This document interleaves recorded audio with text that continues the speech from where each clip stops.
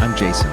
On my podcast, What Works, I interview authors, educators, executives, and people who work to change the world. I walk for a moment on their journey and learn from them. For me, that's what works. You're listening to the What Works podcast with Jason Todd. Today, I'm excited. My special guest here is Jerry Colonna.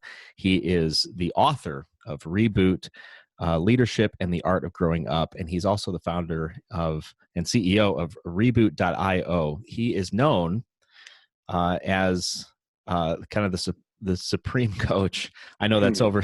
He wouldn't probably agree with the idea of supreme coach, but he is an executive coach and well respected by people who many of us would look to and say, hey, those people have success. And they're actually looking to Jerry, I think, in many cases. And so this is super. It's a super big honor for me.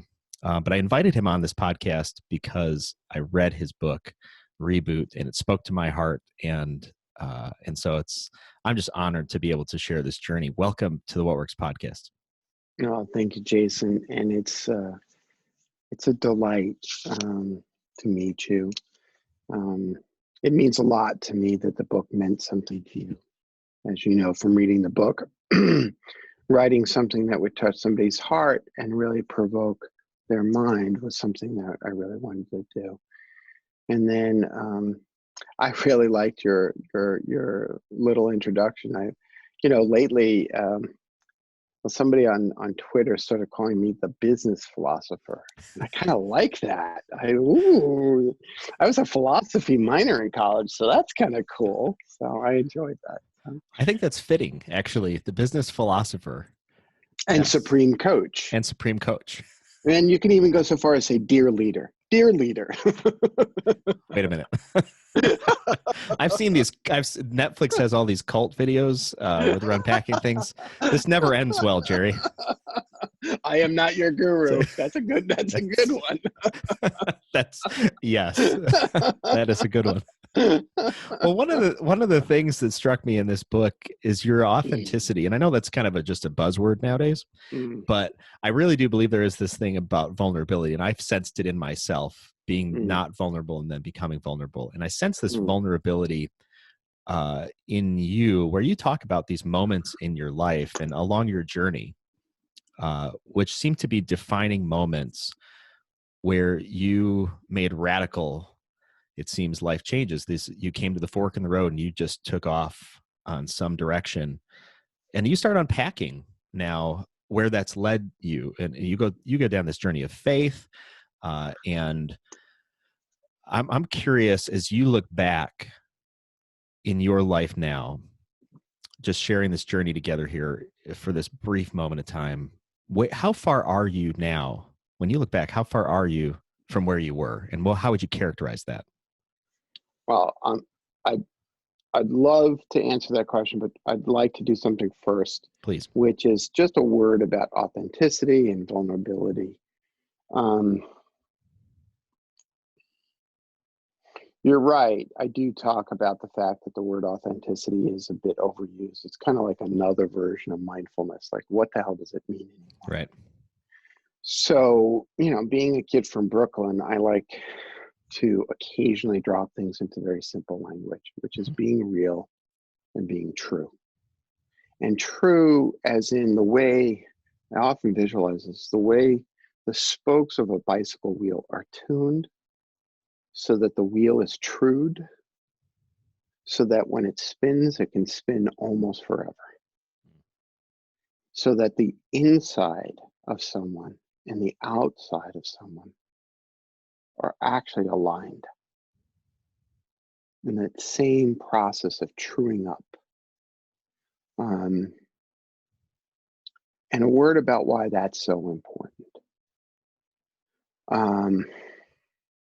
Because I did try to do it in my book, and I think that's what you're responding to.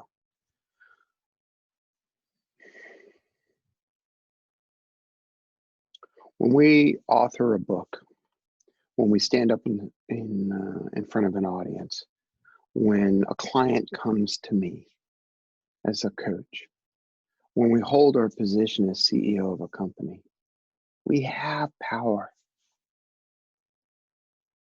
And as Spider-Man's Uncle Ben said, with great power comes great responsibility.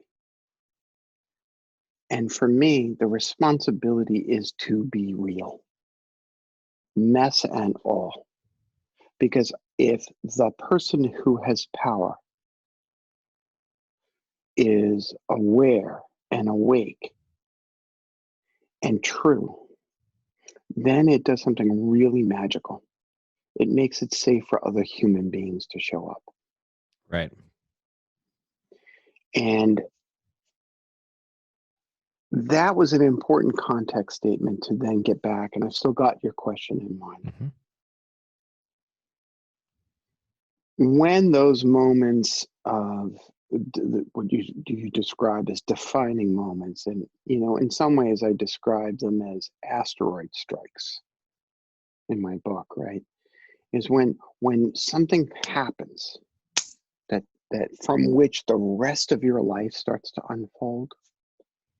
If you can approach those moments from that place of inner and outer alignment, then the place you will end up is true to you.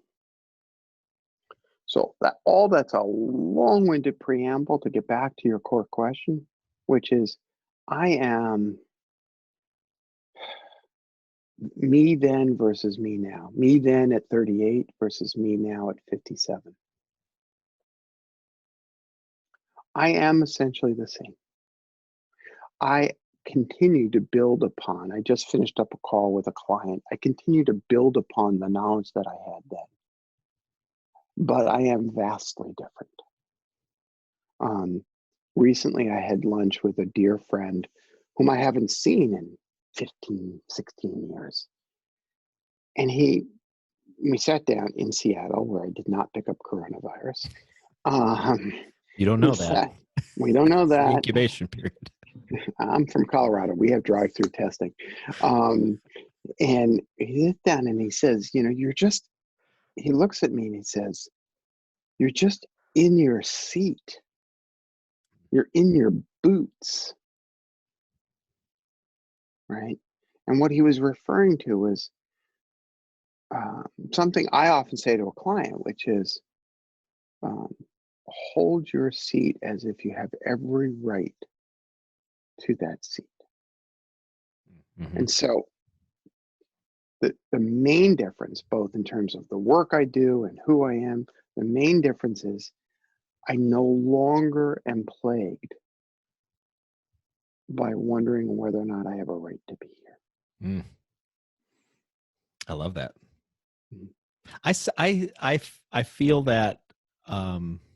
I feel what you're saying. I sat with someone today who came out of a group I was in, and she wanted to talk to me briefly about buying a business, and I, the surety with which I spoke to her about life and Mm-hmm. said things like, I said, see if this resonates with you. You're just wandering right now, Mm-hmm. and you're unsettled. I'm like, I'm looking into her soul at that moment Mm-hmm.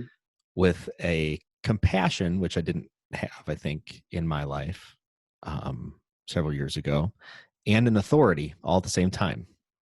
Right? Like, I think what you're talking about, you hold your seat and you just, you approach life or your work or conversations with this kind of honoring that, yeah, I like you talk about, I have a right to be here. I'm okay here. I just love that. Can I build upon what you Please. said Yeah. about your observation? Yeah. So I'll make this observation about you, and I'm imagining this is true. I wasn't there, but the fact that you could see into her soul in the way that you did tells me that you have wandered in the forest, lost yourself. Yeah. Right. And so what you did was you married the wisdom of the knowledge of your experience. Knowledge plus experience equals wisdom, right? You married that wisdom with the empathetic stance of being able to imagine how she was feeling such that you can compassionately reach across the natural divide that exists between humans Hmm. and Right. say, I see your heart. Yeah. And I think that's what you've come to. And I'm guessing the old Jerry didn't do that, or pre reboot. You didn't, what, how you're talking about how you are the same person, yet you're dramatically different. The ability, the desire, the want Mm, to look across the table and see people mm, apart from businesses and all this other stuff that we build on, but mm, just see two people who are valuable in themselves and have hopes and dreams and wants and desires in themselves, and then just be able to reach out and touch the to be able to filter through the noise, right? And mhm, just touch the individual. You have that too. And that's why I think what intrigues me so much and why your book spoke to me, like this woman that I spoke with, we started with, should I buy this business or not, and we ended in 20 minutes or something like that, maybe 15, with, you need to figure out why you can't have conversations with your husband. mhm, And until you figure that out, don't don't even bother thinking about whatever this business thing is. Like, mhm, it's going to be a mhm. disaster. So Yes. go Well, have go have that that was conversation. that was good coaching on your part. Like, and I feel like that's what you're. Those are the types of things that you unpack in your book. I mean, one of the things that came out to me, uh, you talked about this idea of their irrational other, Mm, and it hit me, uh, that is so, it's so true for me, and maybe it's not for everybody, but for me it was, that what you talked about, this idea of when this other person acts irrationally, it's almost my goal mm. to correct them, help them think, right, help them Oh, think rationally. oh yes, yes. And when rational thinking doesn't work, you'll Yeah, amp up your volume yeah. because clearly the reason it's not working is they can't hear you. Right. No, let me explain to you again. Right. I'll use different words and a little louder, right? And you talk, and I feel like this is it's been a growth point for me, and I feel like this is something that you talk about, this idea that, I exist in my own space with my Mm, own experiences, and I've been down certain roads, and I've wandered in my own wilderness for a while, and you have been down your own roads and your own journey, and so the perspective, it might seem irrational to me, but your perspective is completely rational in your experience and your understanding. mm, um, and it's okay that two people or more teams, let's say, have completely different understandings, completely different outlooks. And our goal is not first, and this is difficult to do, our goal is not first to help everybody come to my way of thinking. But I think to understand the other person, and see if I can see it from their perspective. Um, how would you, how does that idea of the irrational other play out, and how do you talk about it in your book? right. So let's provide a little bit more context.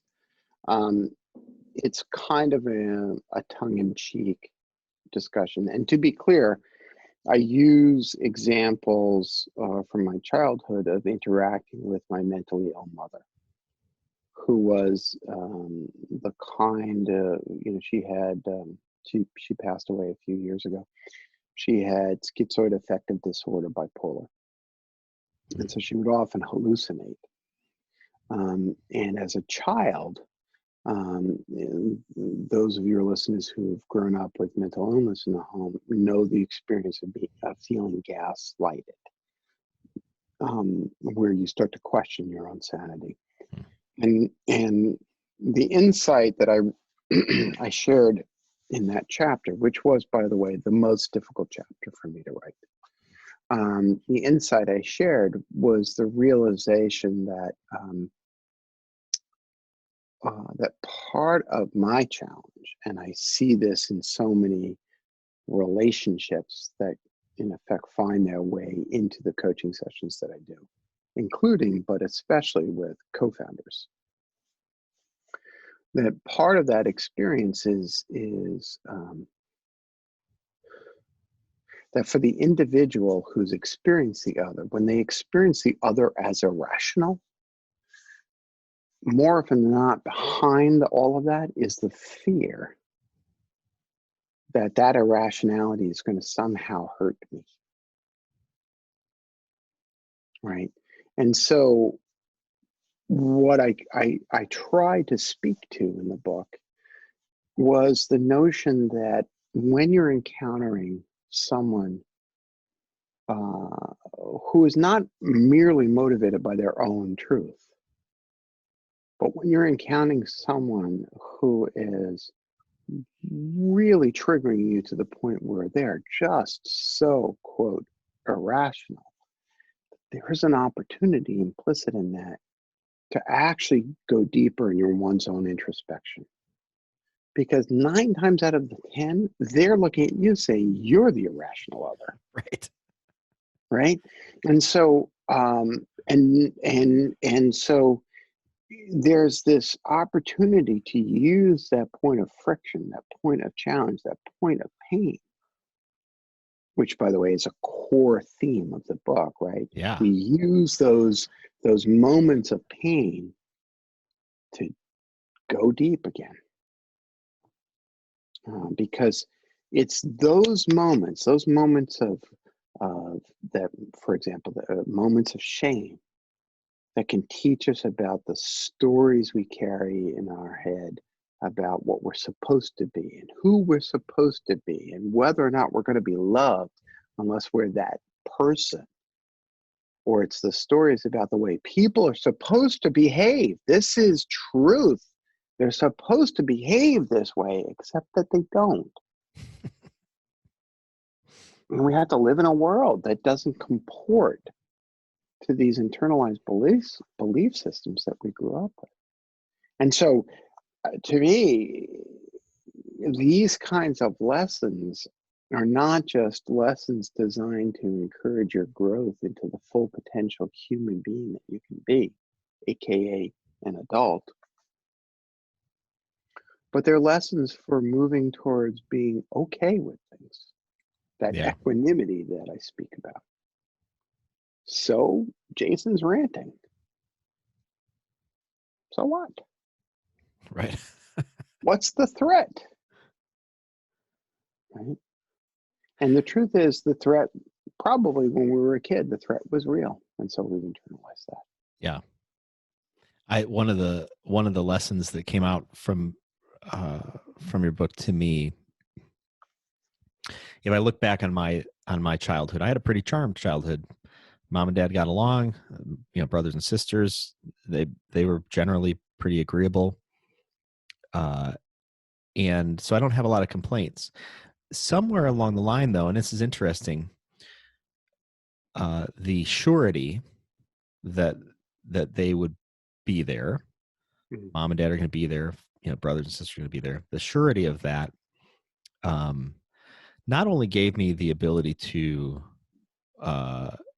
be okay with taking risks and things, but there was something in there, and I don't know where it came from, but I've uncovered it now, and it's been fascinating to make amends with it. That because I didn't experience a lot of hardship, I didn't have a lot of tools for hardship. And so when the train goes off the rails, or you wander off the path and now you're in the prickers, it's like, now what do I do? Is it okay? Am I okay that I'm actually experiencing these deep, dark feelings? I don't know how to deal with these. And it's taught me so much. Going through some of these experiences in the past several years has taught me so much about resiliency that I never had.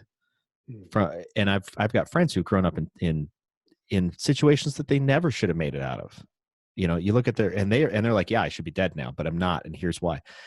And they've developed some resiliency to their lives that I didn't know about. I didn't learn, and now I've kind of learned that, which has given me a totally different viewpoint of dealing with life when it gets tough, or dealing with other people, or dealing with strong emotions and not backing away from those, dealing with anger and being okay to sit in that space instead of having to run from it or shut it down or try and change it to something that's not. Let's reason this out so you don't have to be angry, and just being able to be okay with people and their emotions and just hold the space. Mm. That you talk about it, and the power I think with which you speak comes from a difficult background. Like you talk about your mom with some serious mental illnesses. I mean, I don't know what that's like, and you developed certain life skills through that. And so it occurs to me that what you're talking about, how this idea of there's another person over on the other side and they have fears, and things that they're working through, and they don't want to work through them necessarily. They want to hold them at bay and hope that they go away somehow, right? Right.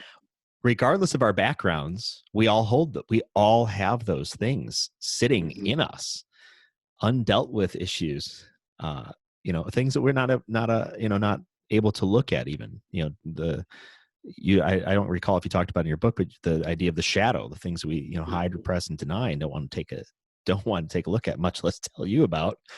Right. Because then ultimately, yeah, I'm shunned. I'm out of the tribe, like you talk about it. You're gonna pop me out. Yep. I knew I wasn't worth it anyhow. Right. Right. Can I ask you a question, Jason? Please. Is there a story you tell yourself about the fact that you had, quote, a charmed childhood? Oh man, totally. I grew up thinking that I'm probably better than most people. Certainly capable. Thing is, I was capable. I was good at school, and I was good at the things I touched, and I was good at music, and if I wasn't good at it, I just kind of stayed away from it. And I was going to probably die a very peaceful death. There's going to be nothing major, I'm going to that would happen to me. I've got 3 kids. They're all going to probably be healthy. Everything's going to go on, and it's going to be, everything's charmed. And so you tend to create that because it's the only thing you know, and it's what you hope for too, right? And I think you perpetuate it, and you're afraid of anything that isn't, and you don't know how to deal with it. So I told myself those stories instead of just being like, I'm just I'm just me. And what story did you tell yourself about yourself? What was the view of yourself that you had? I mean, I already know that you felt perhaps that you lacked certain resilience. Yeah, I lived in fear. Yeah, that's what I heard. Yeah, totally. There was in 7th grade. In 7th grade, there was this these stupid things that we tend to do as children, and then create a story around it. In 7th grade, there was a spelling bee. Now I was a pretty good speller, and I want things to be a little exact and whatnot. And so I'm standing there with Kevin Park, and Kevin's really good spelling too. It's me and Kevin.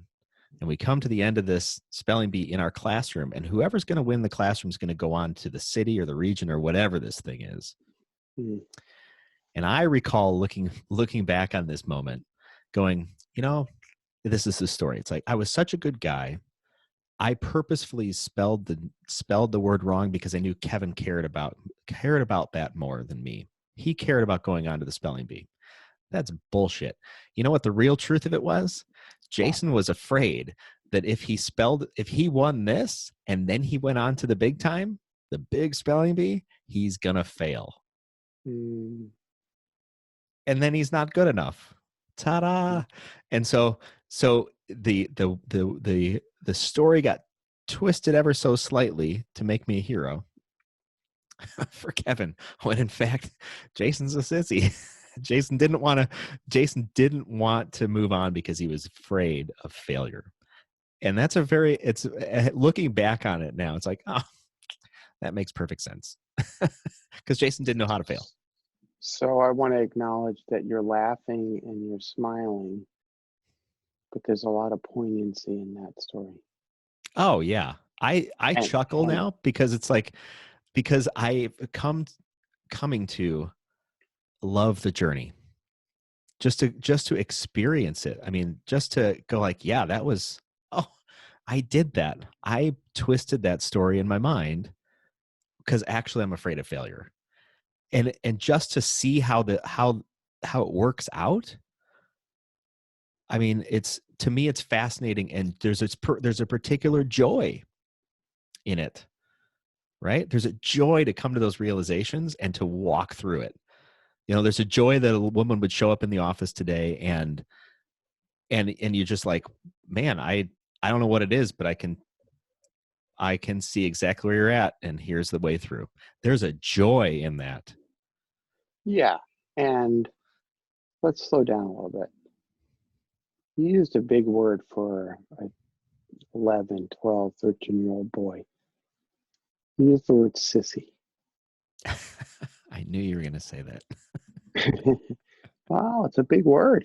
It's a big word. It's a painful word. Yep. And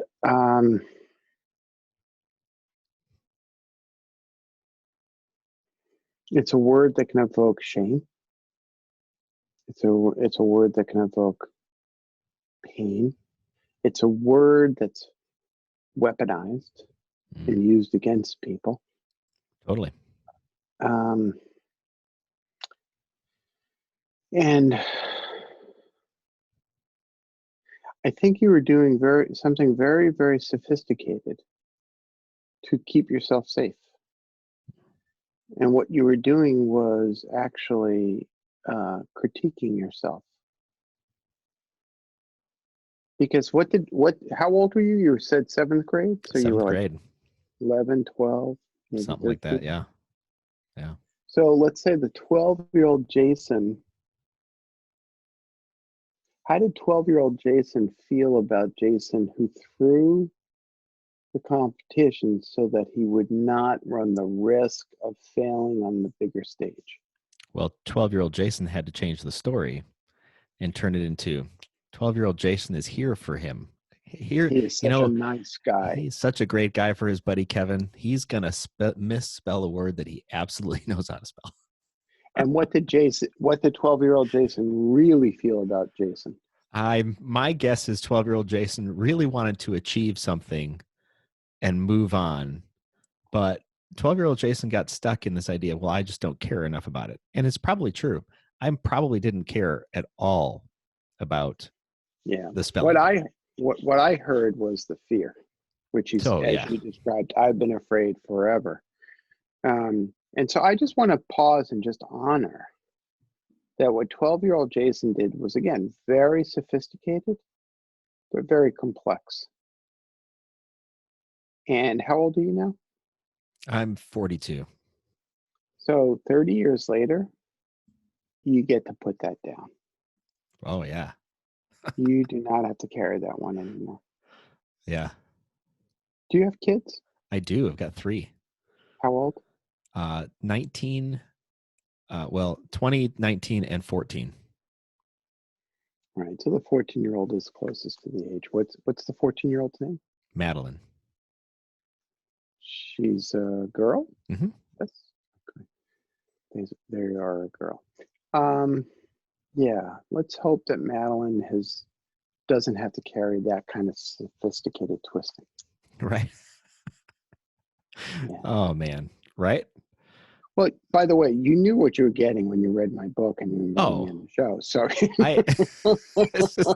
this is not a shock at all. But this is like my intro states. It's like this idea. I have this visualization that we're all on a journey, and once in a while we invite. I think we can invite. Sometimes it gets invited for us, but I think we can invite, like, hey, you know what? Can you just walk? Let's just walk together for a little bit. I'm headed this way. You're probably headed that way, but I don't know. Let's walk together. Right. yeah. And it's those moments that I think can be memorable and life-changing. And when we strategically invite them, because I think we can create something. And I tell I tell people that that we have a unique energy in all of creation, that we have the ability to create and to destroy. Mm, The rest of nature just kind of does its thing. We, however, can create things and we can tear them down. mm, And so this idea of being able to be with one another, why would we not focus on creating? What, mm, and whatever that moment needs, mm, create mm, that. You have a gift. It's mm, a gift to create. So mm, I knew what I was getting. mm, I'm not kidding you. Your book touched my heart. There are moments where I cried, mhm, and I know that I've watched enough of your stuff. I know you're kind of an emotional guy, and mm. I've become in touch with my emotions. I used to know where they were at. They were like sitting on the shelf someplace, and people are like, how you feel about that? I don't know. Let me find out. Right? It's Mm. like I'm through it. I'm like, I don't know what this emotion is, but I don't like it. Stick it over Now there. you're a little bit closer to them.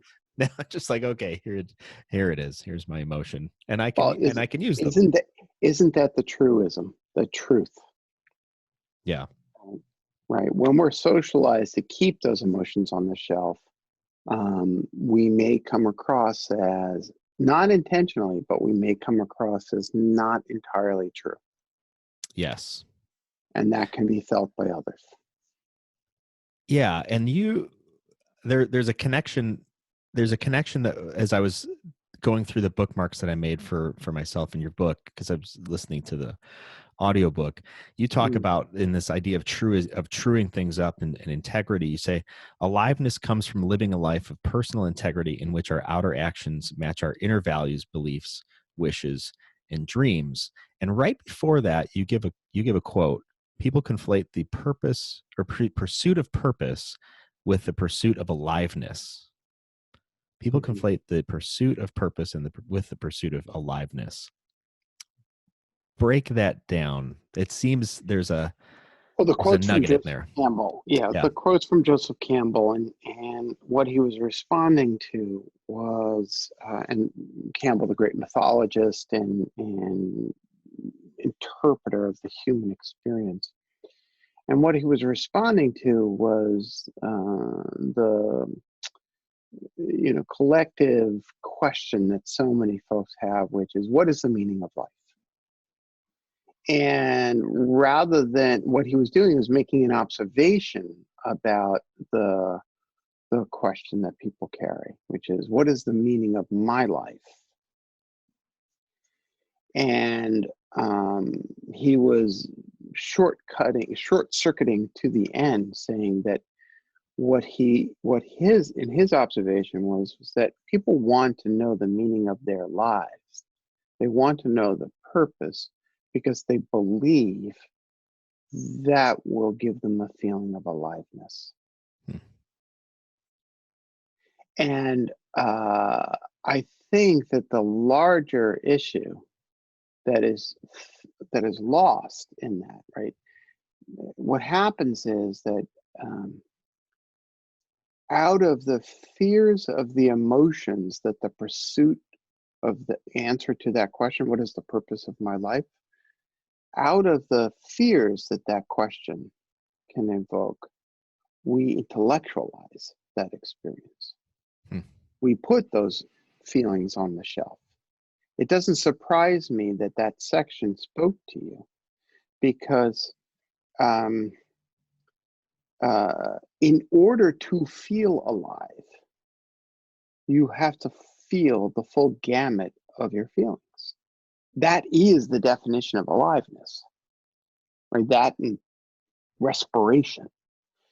And so, what another way to understand what Joseph Campbell was saying was that um, don't look for the meaning of your life.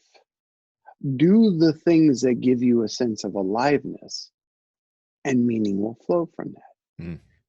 And I added to that by saying that one measure of that life, of aliveness, is the degree to which you're living true, Hmm. living with integrity. Yeah. Another measure of that is the degree to which you are kind, right? Because kindness, empathy, come from having those emotions off the shelf and in your body. Mm-hmm. And this is counterintuitive because we have grown up in a society, this Western culture, that believes in the primacy of the prefrontal cortex.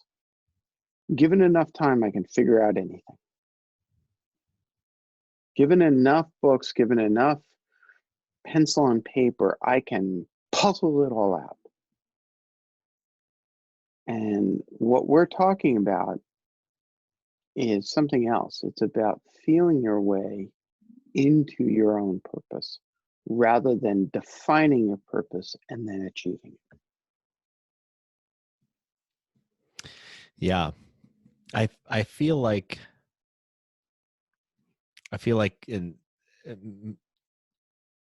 one point in time, somebody told me this idea that the difference between mentoring and coaching is the mentor kind of knows a specific way to go, specific way to do things, and they're going to share those with you and you learn them.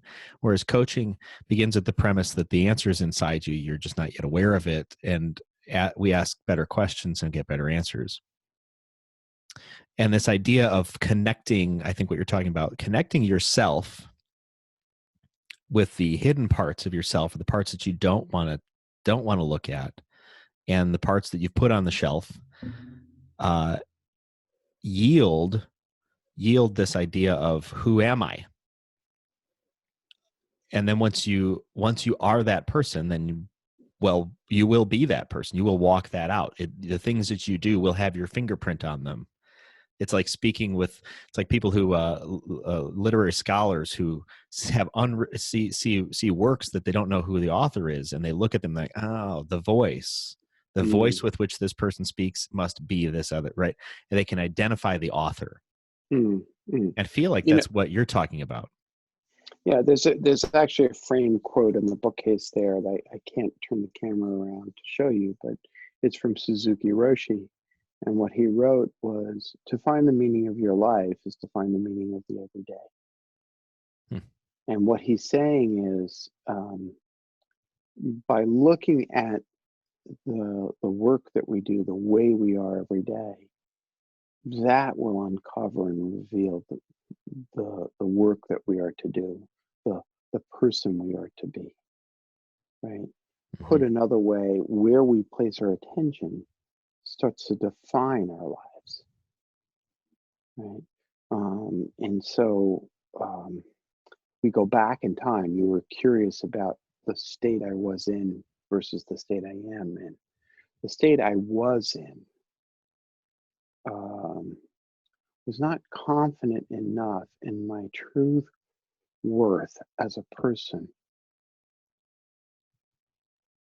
to let go of the need to use my day-to-day activities to prove my worth as a person.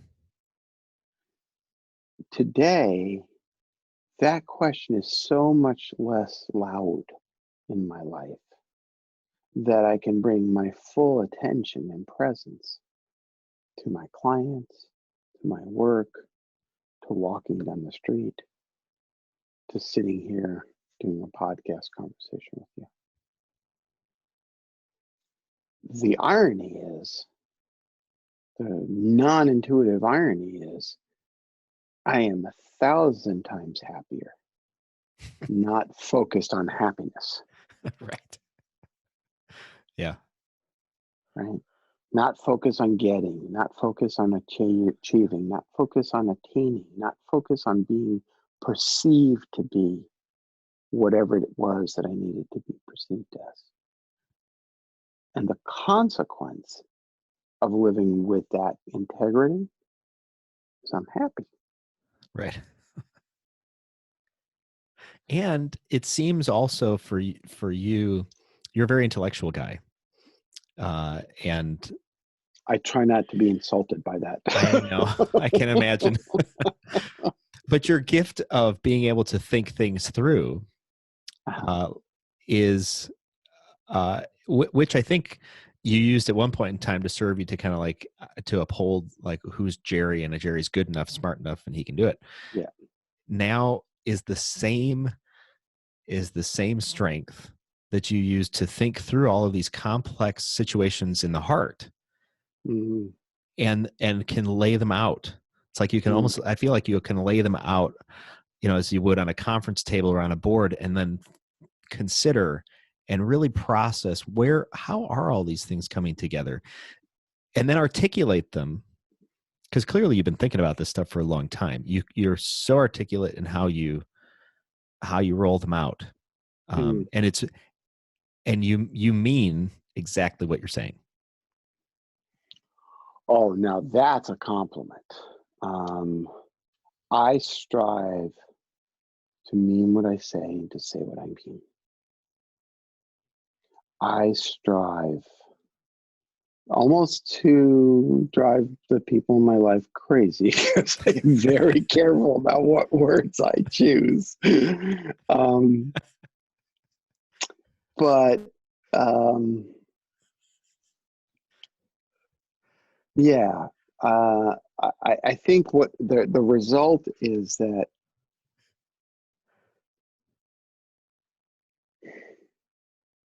and I hope what I'm about to say is true.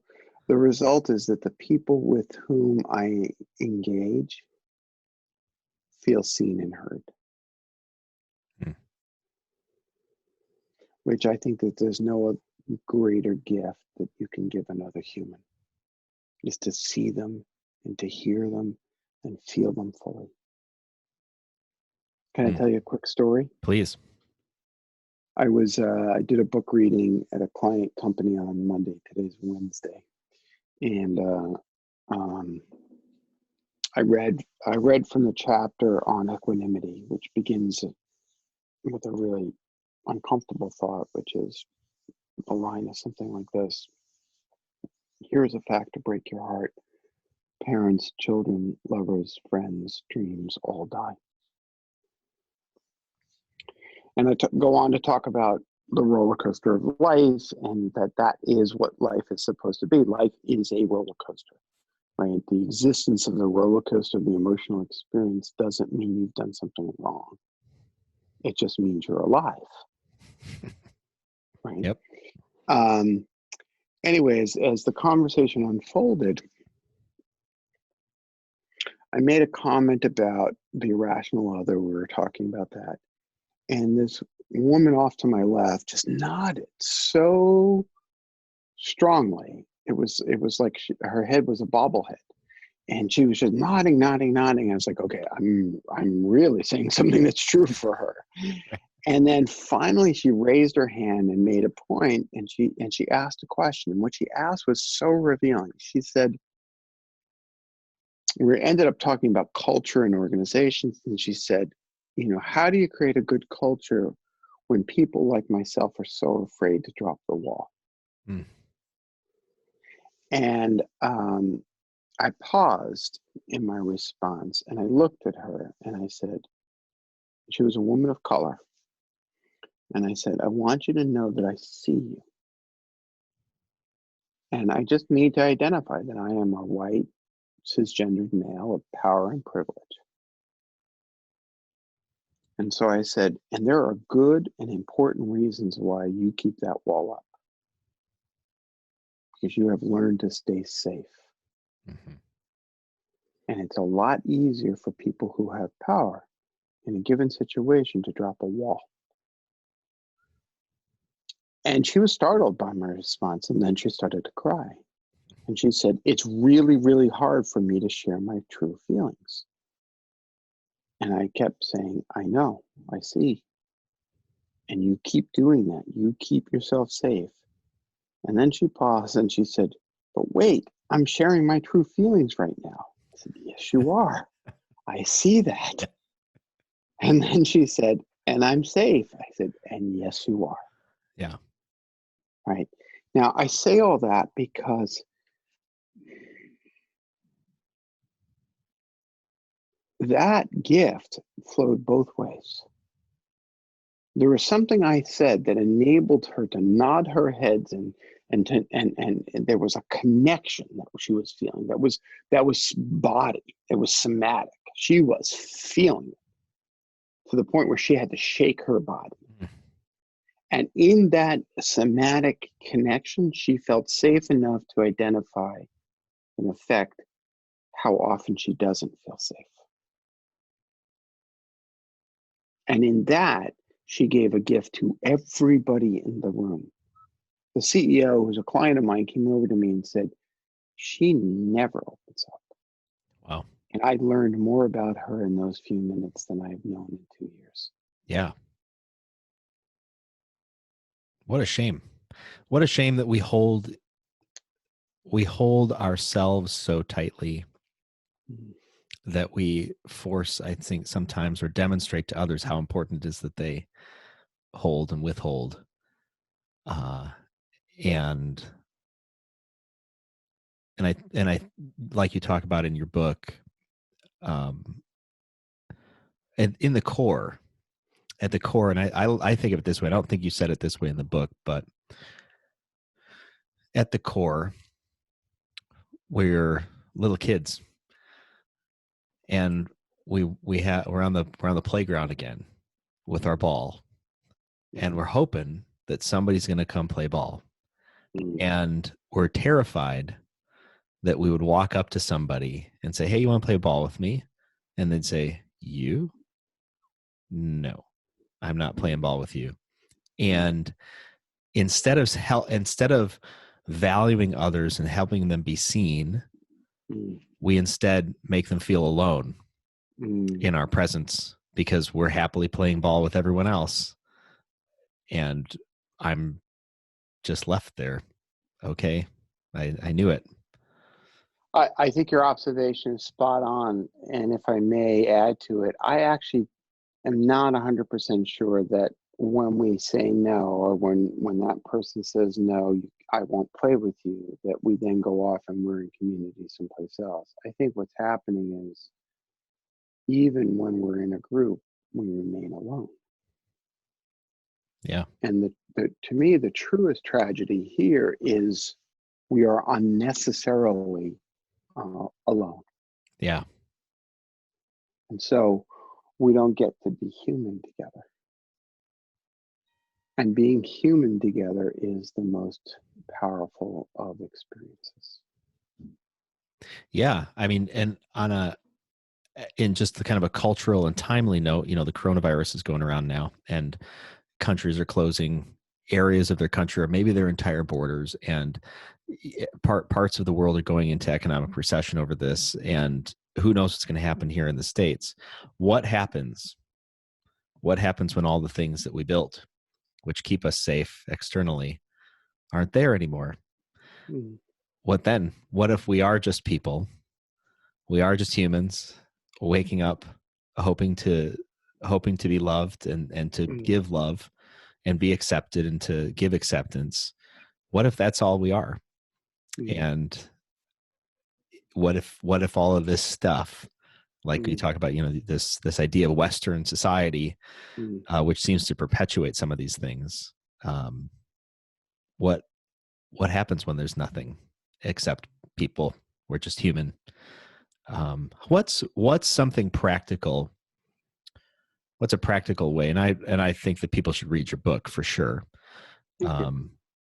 What's something practical the person could pick up right after they listen to this and take it and exercise it to flex that muscle and feel what it feels like to be human and help other people be seen and maybe allow themselves to be seen? Well, maybe I'll steer away from the word practical and into the word simple. Yes, thank you. Better word. So I have this reputation for making people cry. I've heard. And there's even a Wired magazine article titled "This Man Makes Founders Cry." And the secret to my quote making people cry is really because I encourage them to feel. And my infamous question for encouraging people to feel is, how are you? Mm. And I ask the question like I give a shit.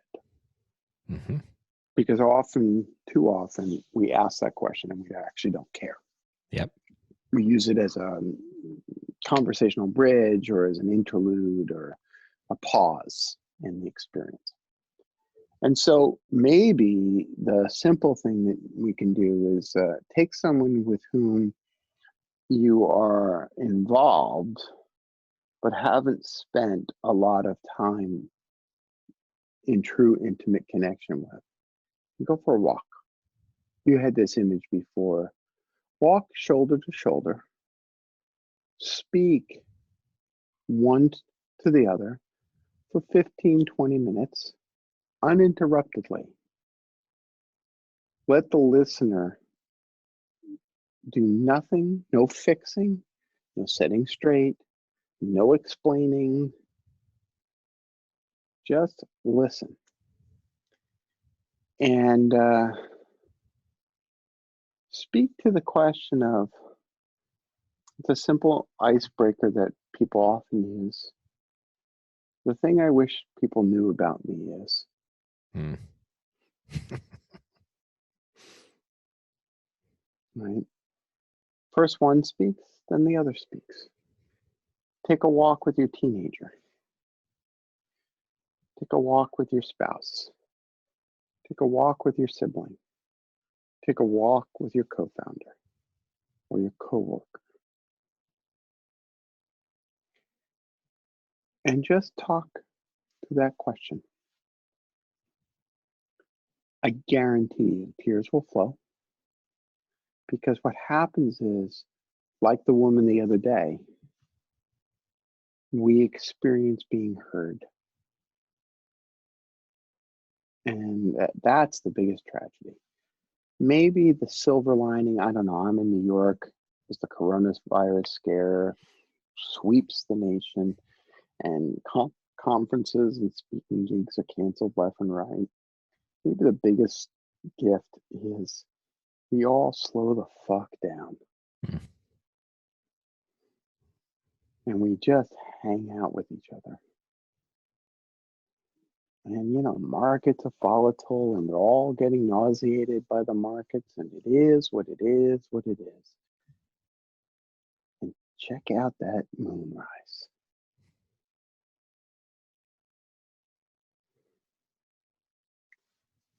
That feels like a dream to me. Yeah. How's that for practical? That is simple and beneficial, I think. Absolutely. Mm-hmm. Girl at the gym the other day asked me, "How are you?" Mm-hmm. And I flubbered around and I said, "I don't know." Mm-hmm. And we talked about it afterwards. She said, I just want to thank you for telling me that you don't know." And I was like, "Well, it's the truth. I don't know." Mm-hmm. Mm-hmm. Well, Jerry, I so much appreciate you walking with me on my journey, coming over to my path for a little bit. I don't say it lightly that your book and your openness and the stories that you tell and your journey, I want to honor the journey that you've been on. And I know it wasn't easy, and it wasn't charmed. But man, so worth it, because I think the impact that you make, certainly for me, is something I couldn't have made up. So your book hit me at the right time, and I'm sure it is for everybody as well who reads that. Obviously, you can get the book at Amazon, and it's on Audible. And leave positive reviews. If you have a negative review, don't leave it. Right. No. That's the key. Exactly. Upvote. But if people want to experience your coaching and the groups that you have, it's reboot.io. That's right. It's your And I have organization. my own podcast, and we put a lot of free content out because we think it's really important that we encourage people to do this work. So Yeah. that's a good spot to reach us. Well, again, thank you so much. I appreciate knowing you, and I will count you among my friends. You got that. That makes me happy, and it makes me super happy to hear that your book is marked up. That means a lot to me. Oh yeah. It was very good. So again, thank you so much for being on the What Works podcast. Thank you, Jason. If you know a person working to change the world who would be a great guest on the What Works podcast, contact me, jason@therealjtodd.com. You're listening to What Works with Jason Todd. Learn more at therealjtodd.com.